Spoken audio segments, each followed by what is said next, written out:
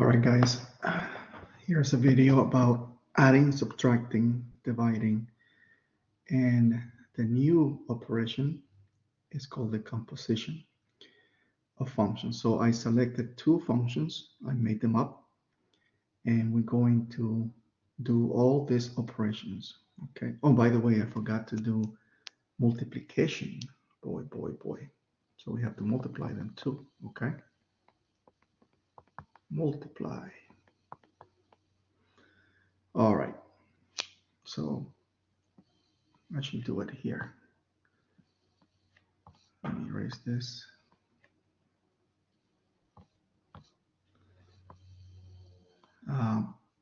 So we're gonna multiply,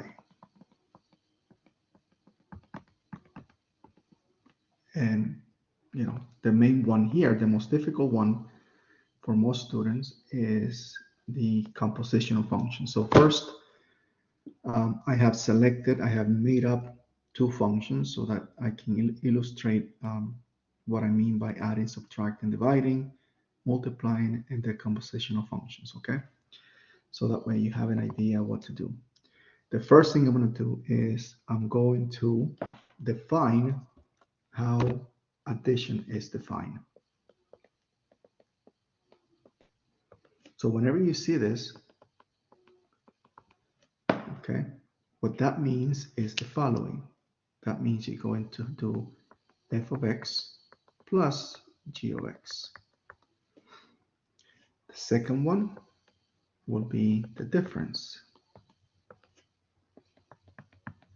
So that will be f of x take away g of x. The third, I don't think I'm going to have too much space here, so I'll just do one more. Let's do division. This is defined as f of x divided by g of x, okay? And then I'll move to the next frame so we can do the multiplication. That will be number 4. So whenever you see this, this means multiplication. And the way you write it will be f of x times g of x. Sometimes you're not going to see that little dot. Sometimes I write it, sometimes I don't. Just know that it's just a little dot implying multiplication. And the fifth one has two forms. So we're going to do the first one. This is the way you write it. It's f composed with f composed with g of x. So what does that mean? What does that mean? How do you write it? Notice that we have a new sign here. Okay. Remember, we have the plus sign, the minus sign, the division sign, the multiplication sign, and now we have the composition sign. It's just a little circle. Okay. So how is that defined? This is defined as f of, notice that f in this case is what we're going to call the outer function, and the inner function will be g of x. So again, the f here is the outer function, and the g is going to be the inner function. Now, the other way, I guess you can call it number 6, is, well, what happens when you do g composed with f of x? How do you write that? Well, in this example, number 6, g is the outer function. So I'm going to write g composed with f of x. So notice that you have to be careful in the order in which you write it. Okay. All right. So now I'm going to write these two functions, and I'm going to do all these operations one at a time so that you see how they're done. Okay. All right. So it's x squared plus x. I'm going to do it here. X squared plus x, and g of x is just x plus 2. Okay. Now, some cases Alex will call them m of x, n of x. It doesn't matter what they are. They're functions, and the name is just a name, but what's consistent is the rules: addition, subtraction, division, composition, and multiplication. So let's do the first one. We're going to add them. Notice that this is what it will appear as your instruction. What do you do from now on? The first step you're going to do is that you're going to write how this here is defined. So you write f of x plus g of x. Please follow the steps, okay? The second step is, well, what is f of x? F of x is just x squared plus x plus g of x, which is here, x plus 2. Now, I don't need parentheses, okay? You can get rid of them. However, I like to do them the first time so that you can see where f of x is. F of x is replaced with x squared plus x. G of x is replaced with x plus 2. So now, at this point, you might, in some cases, be able to combine like terms. Not always. Sometimes you won't be able to do much because the terms are not like terms. But in this example, we do have like terms. Notice that this x and this x, you can add them, and you're going to have two of them. And the 2 is going to be by itself. So this is what you get when you add the two functions, okay? Also, just for practice, suppose you have this here.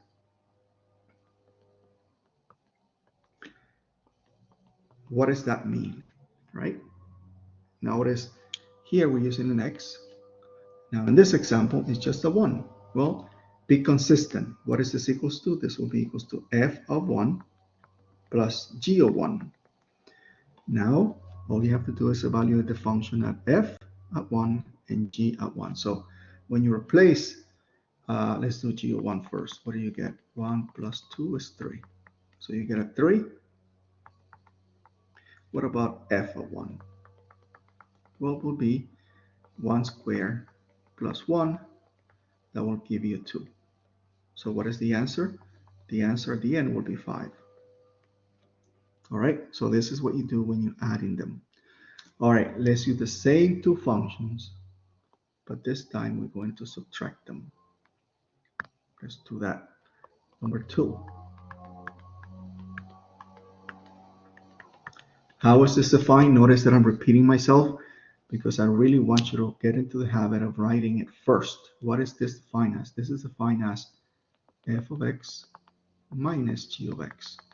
Well, if you recall, f of x is x squared plus x minus x plus 2. Again, where am I getting this from? Here, guys, okay? Here, there. Now, in this case, the parentheses, I believe, are needed. Why? Because this negative here will affect the values on this parentheses. So you have to do that carefully. At this point, I don't expect anyone to make a mistake where you forget to multiply the negative and you end up with something else. That is not acceptable. Now, notice that in this example, when you combine like terms, these terms cancel. So what's left is just this. Okay? And by the way, this is a new function. It's a new function.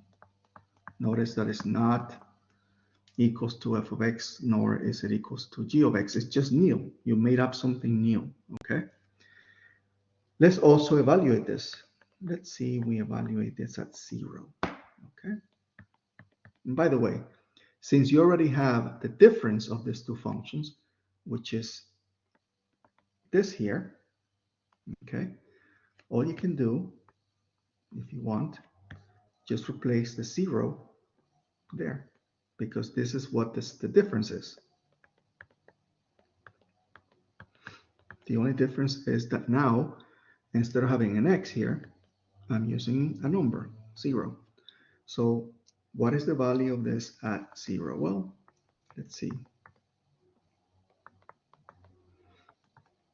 Let's go back here. When x is 0,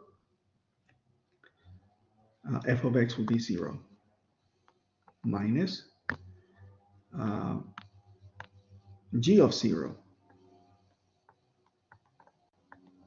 Well, it will be 2. Okay. Now, be careful with the negative. That negative is there. Okay. So what is the answer to this? The answer is -2. That's all you have to do. Okay.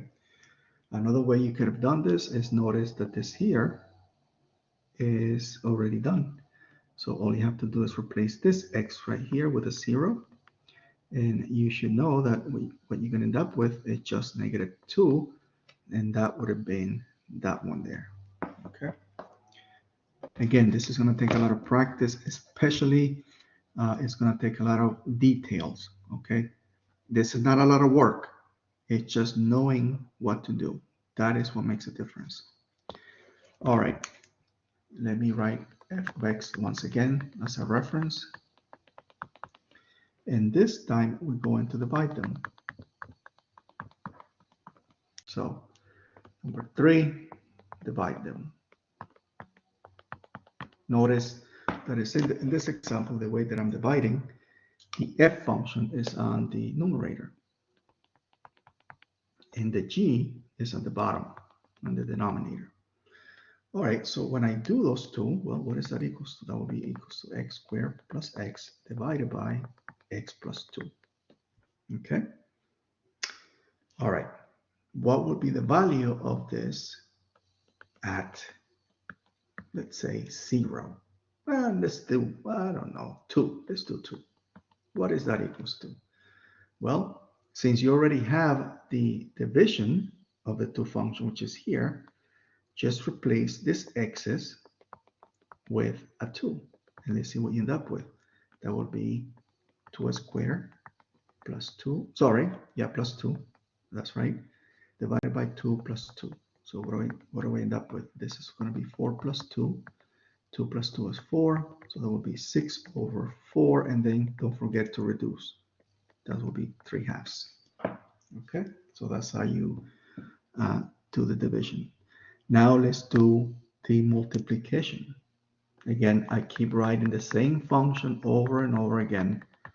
And again, this is something that it will be provided to you. Alex will give you the two functions for you to do whatever it is they want you to do. Okay, so in this example, we're going to multiply them. Okay, notice that I'm not writing any symbols between f and g. I'm just writing it like that. So this implies multiplication. Notice again that I keep writing, I keep insisting in writing how this is defined. Here, this is defined as this.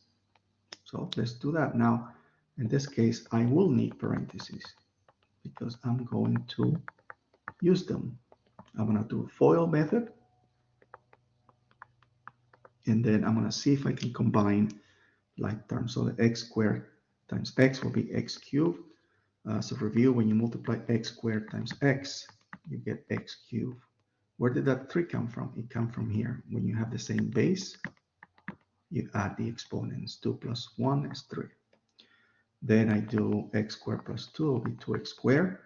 Then I do the x's, it will be x squared plus 2x. Can I combine anything? All right, so let's see. X cubed will be the highest degree, plus I have two terms with x squared, so that's going to be 2 plus 1, that's 3x squared, plus 2x. That's it. Notice again that I end up with a new function. Okay, new function. All right, so what if, for instance, you were asked to evaluate this at 0? Let me write it nicely.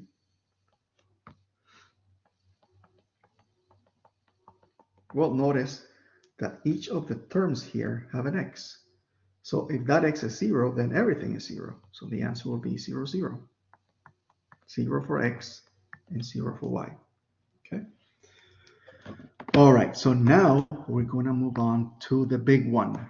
That is the composition of the two functions. This one is going to be something totally new for some of you. Maybe you were lucky enough to have pre-calculus in high school. where this came up. If not, it's okay. We're going to do it here. So, but before I do that, I want to rewrite again what this means. So if somebody asks you to do this and they write it in this particular order, remember the order in this example makes a difference. You cannot just flip it because you want to. Follow the order. So what is this is defined as? Well, this is defined as f composed with g of x. That's the first step that I want you to do. Keep writing it until this becomes a second nature to you. All right, so what does that mean? Oh boy, so what does that mean? Well, it means that my g of x, which is here, I'm going to write it inside the parentheses, right? So notice that now I don't have f of g of x. I have f of x plus 2. Okay? So let me pause here for a second. Instead of evaluating the f function at a number, like we have done so many times, this time I'm evaluating it at another function, not a number, but another function. What is that function?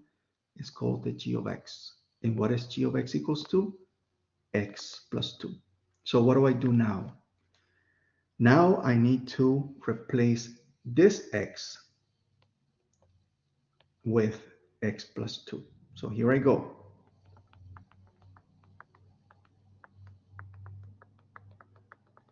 There you go. Okay. This is where this x used to be.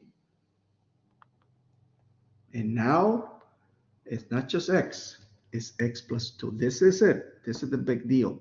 This is the composition of two functions. At this point, you need to expand if needed. In this case, I'm going to expand this quickly. Okay, I'm going to do that here so that you know what I'm doing. Okay, I'm going to expand that quickly. What does that mean? This means this twice. At this point, guys, I need you to do this quickly. This will be 2x plus 2x plus 4. I'm doing the FOIL method, okay? Combine like terms, and you have x squared plus 4x squared. No, sorry. X squared plus 4x plus 4. All right, so I'm going to write that here. Plus 4x, just plus 4, not 4x. So you have x squared plus 4x plus 4 plus x squared. Now at this point, you can get rid of the parentheses. And again, you can simplify this to guys. So you're going to get x squared plus 4x plus this x gives you 5x. 6 plus the 2 gives you, sorry, 6, I'm already thinking about the answer. 4 plus 2 is 6. And that is the composition of the two functions when it's written in this particular order, okay? And I also am going to evaluate this function. Let's say we evaluate it at 0, okay? What happens if you evaluate this function at 0? All right, well, how's this defined as? This is defined as f of g of 0. All right. Well, what is g of 0? Notice that you have to do the inner function first. That's why we have to make sure that we write in that order. The g here is playing the role of the inner function, and f is the outside function. We call it the outer function. So what is g of 0? It's 2. This goes to 0, all is left is 2. All right, so great. Now I have f of 2. All right. So this g of 0 gives me 2. So now what is f of 2? Well, what f of 2 will be, here, let me do it here. 2 squared plus 2, that'll be 4 plus 2, 6. So I end up with 6. You see? Now, what happens if you would have done it from here? Well, the same thing. Notice if you replace this x with 0 and this x with 0, what's left? 6, which is the same thing. You see that? All right. Now, I'm going to write it the other way. I'm going to write g composed with f of x. Remember the order. G here is the outer function this time, and f of x will be the inner function. And I'm going to use the same two functions that I've been using since the beginning. So here I go. So g of f of x. What is f of x? Remember what f of x was? It was x squared plus x. So I'm going to write that here. There. I want you to pause, make sure that you're writing this correctly, because it does matter. You cannot be sloppy here. You have to follow the order. So now what is this asking me to do? G of x squared plus x. All right, so what is G? I'm gonna write it here on the side. G by itself is x plus 2. That's all there is. That's what G is, x plus 2. So this time, I'm evaluating G not at a number, but instead at x squared plus x. So that means that I'm going to replace all of the stuff here into that x. So I'm going to end up with, let me do it here because I don't want it to be too close. That will be x squared plus x, also use parentheses, plus a 2. And I like to use parentheses to show you that's where the x used to be. This x used to be here, but now it was replaced with x squared plus x. Now, once it's done, you don't need the parentheses, and your final answer would be x squared plus x plus 2. That is, again, if you do it the other way. Notice how the two answers are very different. They're very different answers when you change the order. So you cannot be sloppy and expect to get the same answer if you flip it around, okay? There are some cases, which is gonna come up, where they are the same, but I'm gonna do another video for that. Those are special cases, and in those cases, it means that the two functions, in that case will be g of whatever, g of x or f of x, or whatever name you wanna name them, the two functions. And that would imply that the two functions are 1-to-1, but I'm gonna do another video for that specifically, okay? All right, the last thing I wanna do is I want to evaluate this at, let's do it at 1. What the heck, 1. Well, since I already have the composition of the two functions, remember, this is a new function, okay? New function. Well, all I have to do now is replace this one, replace this x is here, this x squared plus x with 1.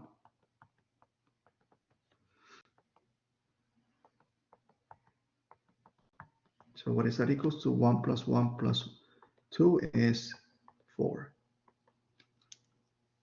Let me fix that. X plus 2 equals to 4. Okay? All right. That's basically all you have to do. One more example. All right? Let's call this r of x. Let's use this. Plus 1 and m of x. Just two functions, right? Nothing too big, nothing too big.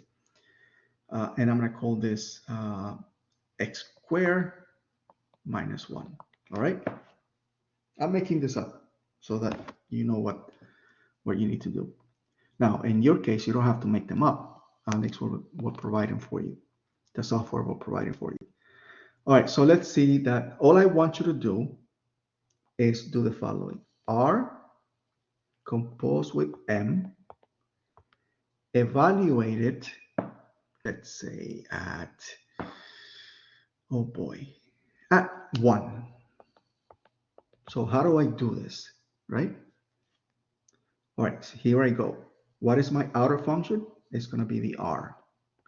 And what is my inner function? The M, evaluated at 1. Okay, so now that I get to this point, what do? This is why it's important for you guys to write it in the right order, because now you have to work this from the inside out. First thing you're going to do is you're going to do Fm of 1. So what is M of 1? 1 squared minus 1, 0. Okay, so now what do I do with the 0? Okay, now I'm going to write r of 0. And now what is that telling you? That's telling you to evaluate the function r when x is 0.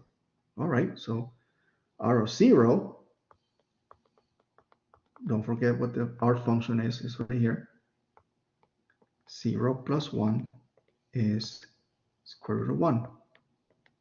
And square root of 1 is 1. So at the end of the day, your answer is just 1. Okay? All right, that should be enough. And I'm going to continue making short videos like this so that you guys don't get stuck and you make progress. All right, thank you.